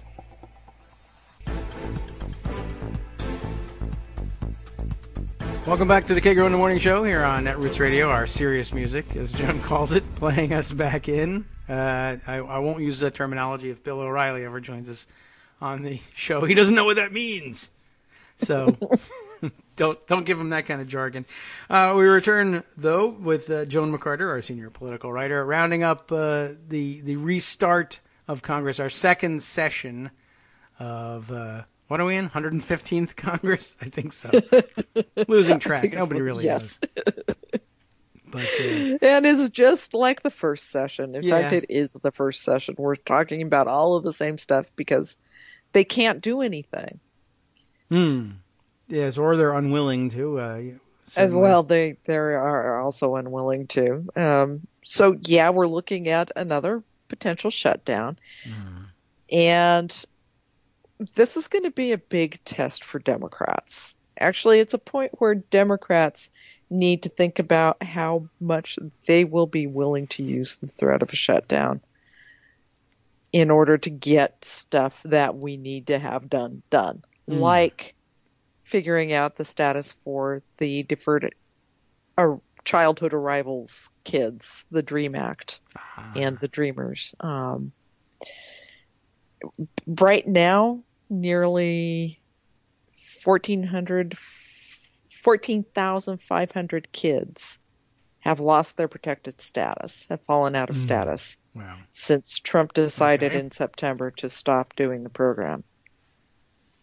You sort of get the feeling that what Republicans are trying to do is just keep kicking this can down the road until all 800,000 have lost their status and it's not an issue anymore. They can just kick them out. It feels like that's what's happening. Democrats keep saying they're going to insist on doing this. They're going to insist on doing larger immigration reform and keep punting. Yeah, they could get a lot of flack for that right before the end of the year. What happened to your, standing firm and we're not going to keep the government open or, hold some must-pass bill hostage in order to get action on DACA, and it didn't happen. They didn't do it. And by the way, Jeff Flake is being put off in the Senate by Mitch McConnell, who's saying, we don't need to deal with this until March. Remember the promise that Jeff Flake got for his vote on the tax bill? What one's that? They would act on immigration right away. Oh, yeah? Oh, he didn't get it either. Did anybody get it? Anybody get what they were promised? I mean, holdouts. I can't think of anybody who got what they thought they were going to get. Well, Susan Collins got one thing. Oh. Which was not a hugely surprising thing. In the continuing resolution that they passed in December, they set aside the sequester for Medicare. Oh, yes, right. Okay. So. Well, that's a thing, although they were as much interested in... So those Medicare cuts that the tax bill would have caused are not going to happen. Okay. The additional Medicare cuts. Of course, she could have avoided that situation altogether by not voting for the tax bill. That is true, too. And all the other issues that she and other senators who were brief holdouts wanted to see done. But, yeah, that's certainly in the interest of the rest of their conference not to have that disaster visited on people as early in the process as this, or prior to the next election, if they can help it. So, okay, that's good. I mean, it really would have been bizarre and suicidal for them to continue to deny her that. I mean, their interests aligned there. So, absolutely, they didn't want another story about all of these cancer treatments that are going unpaid and patients who are being turned away from doors. So That one was pretty obviously going to happen. Jeff Flake and the Dream Act. Oh, right. Yes. Okay. That was Jeff Flake's concession that they were going to turn to immigration right away and fix that. And now, of course, Mitch McConnell is saying, no hurry.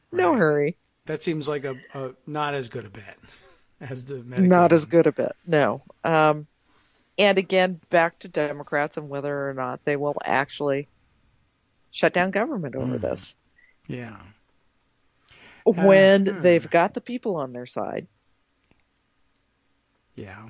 Well, traditionally, shutdowns are never good optics, although I don't know what it is, but Republicans keep insisting that this time we're going to win. We're going to look good with this shutdown. This time we won't be blamed. And they've never succeeded in that. But I think traditionally the biggest, most disastrous shutdowns PR-wise are the ones that come at the end of the year, the ones that come during the holidays. For whatever reason, that drives people up the wall. Which really, as government employees go, that's a fine time to shut down. It's very convenient for them. Most of them are off anyway. But they love to kick it into January and February and then have the shutdowns then. They're somehow less visible then. People, the holidays are done and they are into the tough days of winter, and a shutdown doesn't bother them as much for some reason. So we may see that odd. now. And by the way, shutdowns aren't normal. Oh yeah, a shutdown threat every time we're trying to fund the government. This isn't normal. This isn't how it was supposed to work. Right. Well, that's true. Continuing resolutions used to be the emergency exception.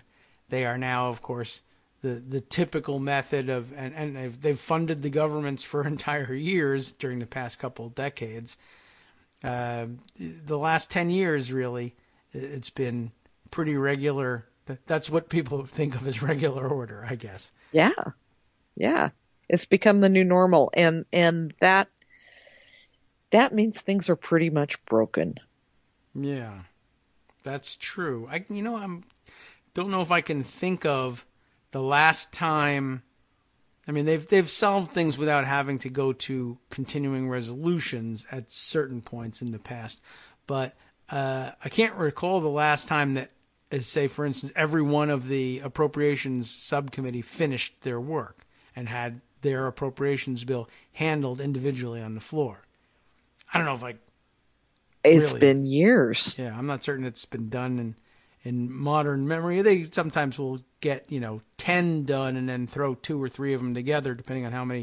bills and then do a mini omnibus. Yeah, which is pretty typical and not out of the realm of normal. Yeah, and okay, but funding the government on continuing resolutions and kicking on top of that the sequester Budget Control Act that was supposed to force them to the table as a super committee to decide all of this stuff, to set all those funding levels.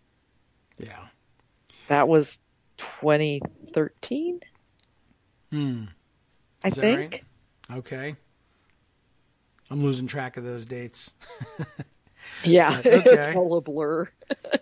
Yeah, it's very weird what the process has become. I don't even think I don't even remember the last time they did half the appropriations bills, just as a benchmark. Maybe in the 90s. Maybe. I don't know. I do need to research this. I need to do a longer form article on this because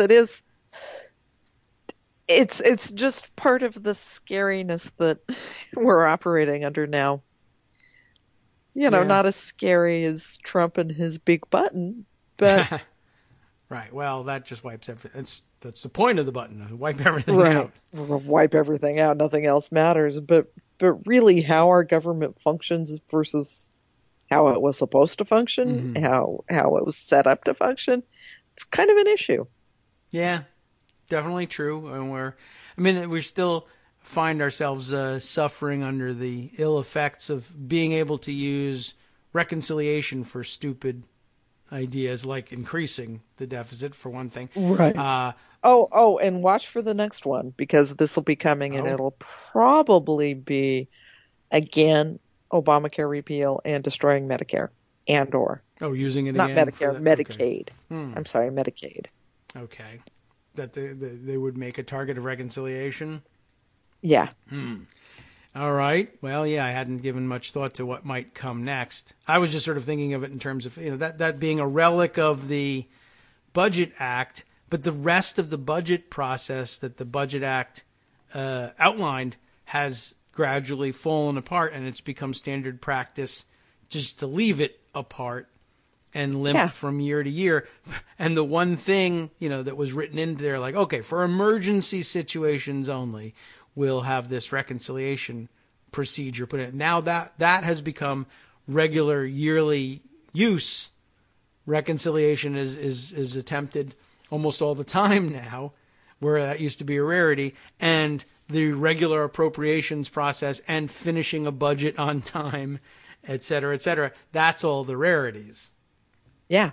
We should just, maybe the Budget Act needs an overhaul. But I wouldn't ask these guys to do it. No, I wouldn't put that in the hands of this group. Yeah, it's not quite as impactful, but right.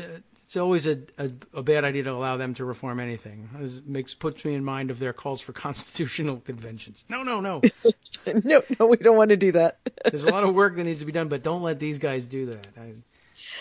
Well, and speaking of procedural changes, that gives us a good segue into what Senate Republicans are now talking about doing. This popped up last week in sort of the dead week between Christmas and New Year's. Mm-hmm. The possibility of shortening the consideration time for nominees, for non-cabinet nominees, meaning judges in the Senate. All right.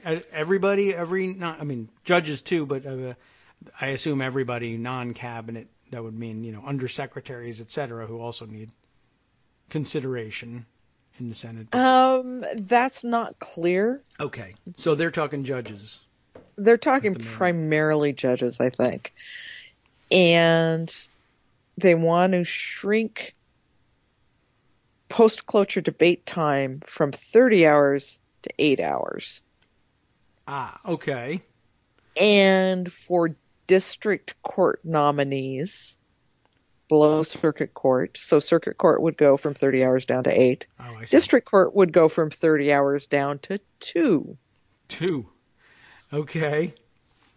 Well, that's obviously aimed at making it less painful to waste floor time with each nominee, which by itself, it's not an awful idea if you have, a responsible Senate that does things like, well, first of all, that they're handed nominees who haven't been unanimously rated not qualified by the ABA, or who we're not finding out are racist troll bloggers. That would be helpful. Who have never in their lives argued a case. Yeah, right. Ordinarily, it's a proposal that I've talked about in the past when we were nominating, people with decades of experience in the federal courts as judges. It made a certain amount of sense. Post-cloture time for a nomination, other than wasting time and dragging your feet and giving people a time to put, bad acts where they are obvious on the record, you can't do anything post-cloture on a nomination in the same way that you can with legislation. During post-cloture time, you can still debate amendments to a bill, but you can't amend a nomination, so it was just sort of a quirk of the system that they even had it. Right. But, the shortening the time so that they can pack the courts with more racist bloggers doesn't seem like a great outcome. It's not a great outcome, and of course, it's more hypocrisy from Mitch McConnell. Yeah, man bites dog. Surprise, surprise. But the 30 hours under McConnell was used up for every nominee. Mm-hmm. There was never unanimous consent to move forward with the major nominees. Yeah. under McConnell. And now they're saying that the Lankford, where's Lankford from? Oh. One of the Southern senators. Okay. Freshman. Yeah. His argument is that we have learned as a body that we are either going to do nominees or we are going to do legislation, but we can't do both. The Senate cannot walk and chew gum at the same time, as if the Senate is actually doing legislation. Yeah, that's true. There's not much out there. Oklahoma, Lankford is from. Thank you. Oh, yes, and there's Armando has chimed in with it as well. I Googled it faster than Armando, but thanks, Armando. You came in about a second after, so appreciate the effort. Yeah, we are learning that, although I'm looking at Lankford's picture. How old is he? 49. Opie. Yeah. Howdy doody. That's what he looks like. He looks like Howdy Doody. You're very youthful, Lankford. Whatever you're doing, keep on doing it, I guess. But you look younger than you actually is. So, yeah, he's finding that out now, is he? Yeah. Well, that's true. And it does. I mean, it makes a difference.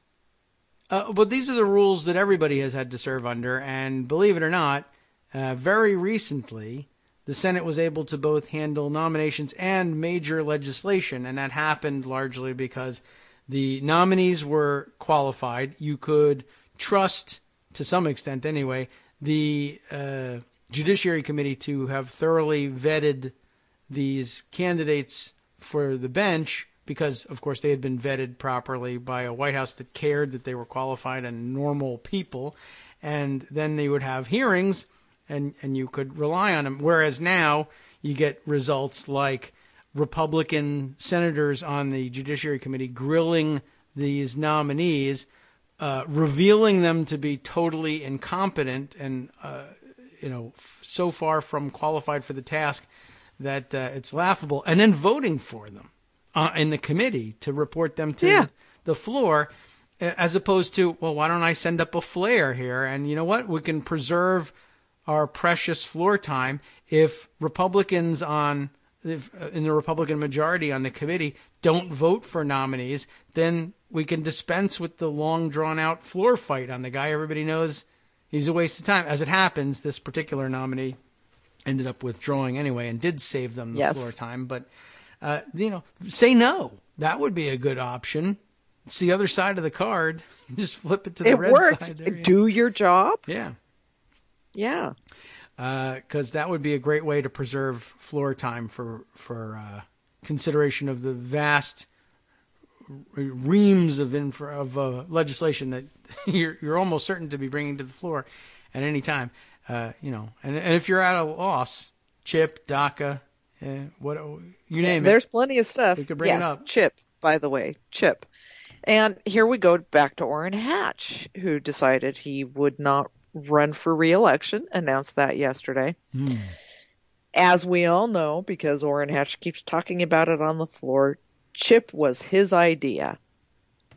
Okay. Senator Kenney came along at the end, he says, to help out, to get Democrats. But CHIP is his baby. CHIP is the thing that he says we can't afford anymore.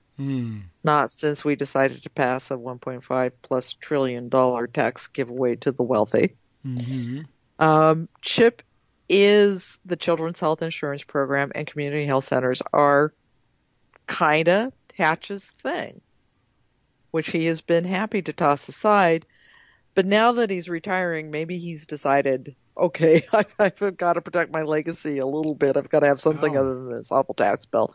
Maybe now he'll bring the CHIP bill that his committee, the Senate Finance Committee, has reported out. Maybe he'll bring that to the floor.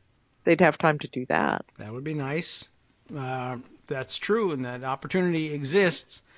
I had forgotten that he announced his retirement just because I guess it passed without any sort of weird negative commentary from Donald Trump, who usually no, because Donald Trump then hours afterward tweeted his big button thing, and everybody that's how we got distracted. Rightfully got distracted by the prospect of nuclear war. I think he just has, said, he's a great senator, because I think Hatch had been relatively complimentary of Trump. But usually Hatch had been actually trying to get him to stay in. because this is an opening for Mitt Romney, who is... he wanted Hatch to run again. Okay. Yeah. He wanted to keep Hatch in there, He doesn't, which is one of Hatch's problems back home. Utah is not one of the red states where Donald Trump is particularly popular. I see. All right. Well, and Hatch is very unpopular right now. Well, I'm not unhappy to see him go. I'm curious what Utah sends in his place, and I guess now there's the possibility of Mitt Romney becoming Utah. Yeah. He did it on Twitter yesterday. Oh, can you on do his that? Twitter profile. He became a Utah on his Twitter profile right? yesterday. Is that all it takes? Okay. Yeah. Well, I mean, he's, it's not that he's without connection, but that's not where he lives. He owns plenty of property there. Well, I guess that's enough for people. I mean, Donald Trump owns property everywhere, but still claims to be. Here's a little secret. He's a Mormon. That's enough. Okay. Why not?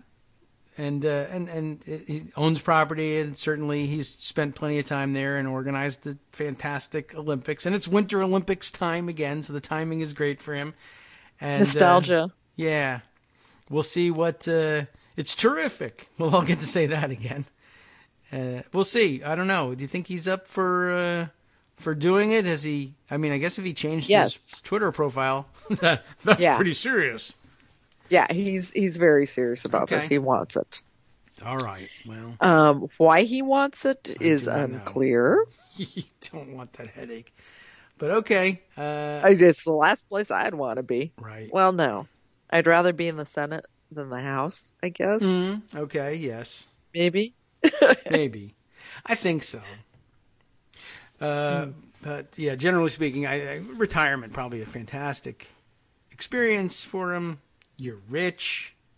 That's great. But he's 71, I think. Yeah. Oh. Well, but Hatch is 83, so. Yeah. Okay. Well, Hatch was sooner or later going to be time for him to retire as well. All right. Well, we'll see what happens. I guess it's not an automatic thing. I assume that there are some other people who might want to be senators on the Republican side as well. But I'm sure there are, and that's going to be what's interesting for Romney. I'm trying to negotiate. How far does he toe the Trump line versus be the anti-Trumpster? If Steve Bannon's going to come in with a candidate and suck up a lot of money and a lot of energy, it's going to be interesting. It's going to be an interesting line for Romney to toe. Again, Trump is not popular with Mormons in Utah, so it's going to be how principled Romney is. Will he stand up for the values of his new home state and his would-be constituency? What? Or, will he tell Mitch McConnell, I'll go along and play along with whatever you want while this guy is president? Yeah, that's a good question. I mean, I can't even believe we just started a conversation with, will Mitt Romney stand on his principles? Didn't we? I'm pretty sure we reached a conclusion on that question some years ago, but the circumstances are a little bit different. It's true. I don't know. Well, we don't have to come to a conclusion on it. I'd be voting for the other person, most likely, if I were Utah, and I guess I still have an opportunity to change my Twitter profile and see if that's all it takes. I don't know if Chris Kobach goes for that. What does he have to say about it? I guess if Romney really... It'd be okay if you were a Republican. Yeah, that's probably it. I guess that's all it takes in the end. But if he's going to be if he runs as an anti-Trump vote in the Senate, maybe that's what'll get the voter commission back to work again. Huge voter fraud going on in Utah.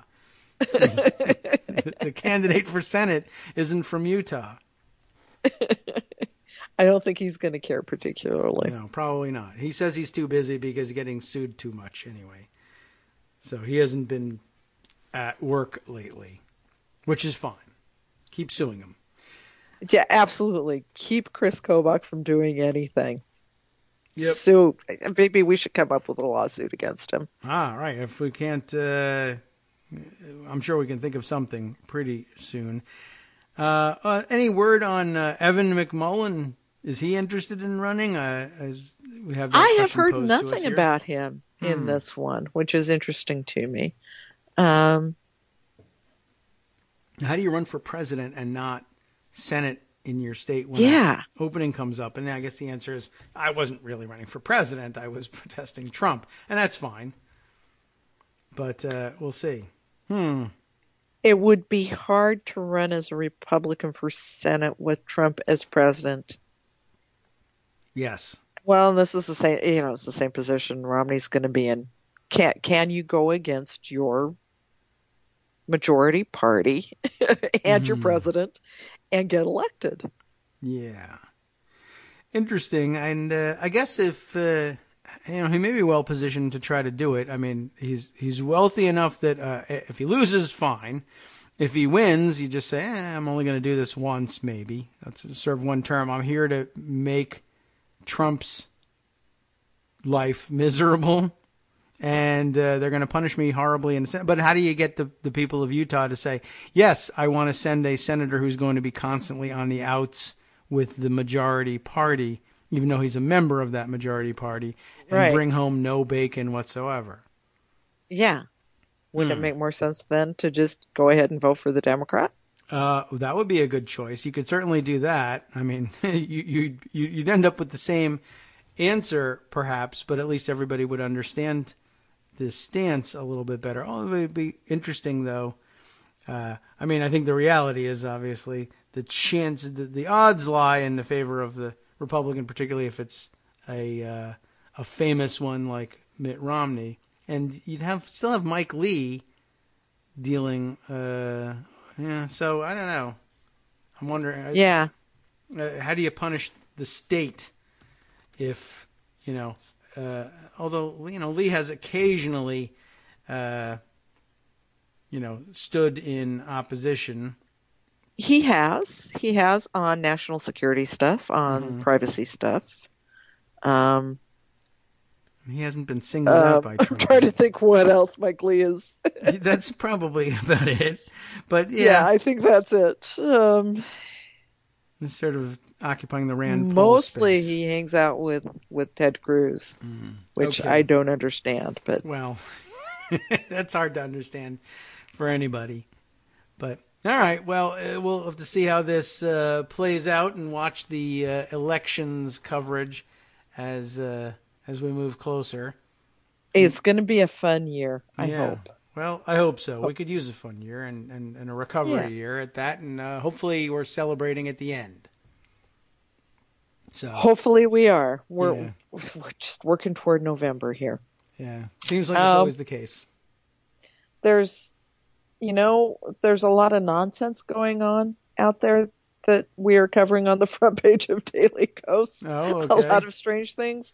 The page 6 racist report that you talked about earlier, Hunter's going to be taking that one on, so that'll be fun.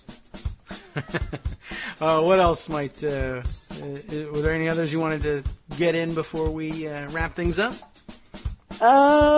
That's about it. Yeah, okay. All right, well, we'll take a look for that, and I'm sure, I think you said you were a little shorthanded in the newsroom today, so you'll be on some unfamiliar beats. But so I'm sure you got a lot of work ahead of you. Thanks for coming by, Joan. Appreciate it. Glad your sewer system is in good repair. So we can count on. Greg, that's the worst. It sounds like it's all repaired. The latest news is everything is in working order and ready for the storm. So that's good news. Nothing could be better. And perhaps I hope he's got his bleach on hand. He's going to need it. All right. So we will speak to you again next week. Thanks for coming by. Happy New Year to you. Happy New Year to you. And we've got a lot of work ahead of us. Thanks, Joan. We'll check in with you next week. Bye-bye. I appreciate it. And so what's coming up here? Well, the West Coast Cookbook and Speakeasy, as usual, follows our program, and Justice has put together another fantastic mixed bag, mostly chock full of stories we weren't able to shoehorn in. I'll tell you about some of them after this. From Daily Kos Radio on networksradio.com. You have been listening to to the Kagro in the Morning Show. With David Waldman. Look at this. Facebook photos of Oregon refuge occupiers John Ritzheimer and Ryan Payne visiting the Bundy Ranch in Nevada during the holiday break without permission have angered an Oregon judge. Those are the kinds of far western stories even Joan and I didn't get to today, all coming up next on the West Coast Cookbook and Speakeasy.